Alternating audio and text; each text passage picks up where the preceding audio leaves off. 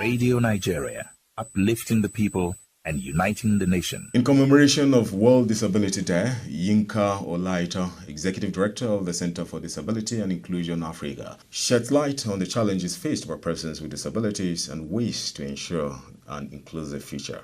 Within Nigeria today, there are several challenges facing persons with disability that is denying them the right to live independently, not because they cannot live independently, but because the enabling environment is not there. The first thing I would say is self-awareness. And self-awareness has to do with self-leadership. Self-leadership is a problem associated with most of the persons with disability, especially in the rural areas. We should not forget that we have about 35 million persons with disability in Nigeria. And most of these live in the rural environment where stereotype, negative attitude had really bastardized their psychic and they cannot see themselves as human, where injustice has pervaded and they are seen as even a third or fourth class citizen. And therefore, most of them lack the inner will to self-respect and have self-esteem. And it is not their fault, basically, because the stereotypical attitude and prolonged way of treating them has really conditioned them to feel that they are nobody. And therefore, there's no power within for most of them to actually present themselves as human or somebody who deserves attention and justice. Most of them are illiterates. When the illiteracy is high, your power to excel is a bit limited. It doesn't have to be a formal education, but it has to be education that helps you to know the right from wrong and to demand for what is right to you as a citizen. So aside from self-awareness, education, lack of education, majority of them are not educated. They do not even have exposure to the basic education that can really help them. Another thing that I would say is a problem for majority of persons with disability is inaccessible environment. Despite the passage of the Discrimination Against Persons with Disabilities Act, many feel its promises remain unfulfilled.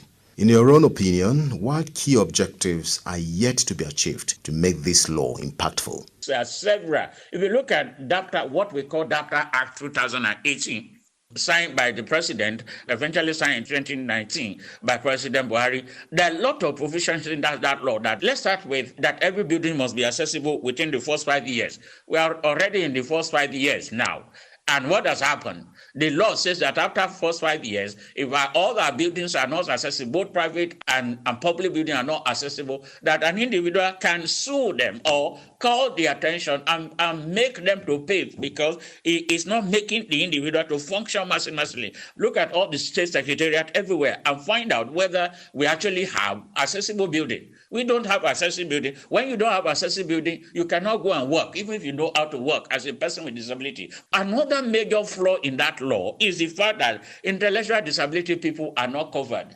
If you look at intellectual disability cluster, there are several number of people within that. We have the autism, person with mental illness, we have cerebral palsy, and all of them.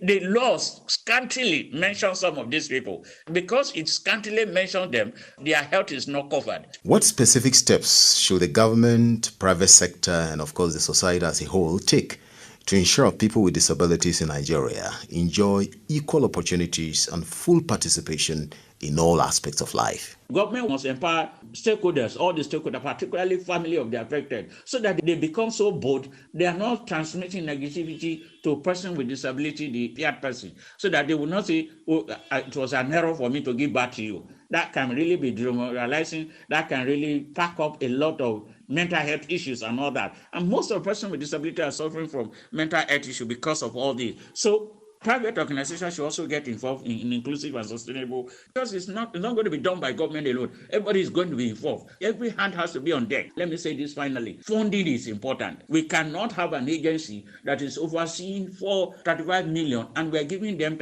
just 4 billion every year. And beyond that, all our health, education, transportation, we need to quickly work on it because we are far behind the time. And their health is also important, particularly women and girls with disability. They suffer a lot. That was the Executive Director of the Center for Disability and Inclusion Africa, Yinka Olaito, on the challenges faced by people with disabilities and shared insights. Radio Nigeria, uplifting the people and uniting the nation.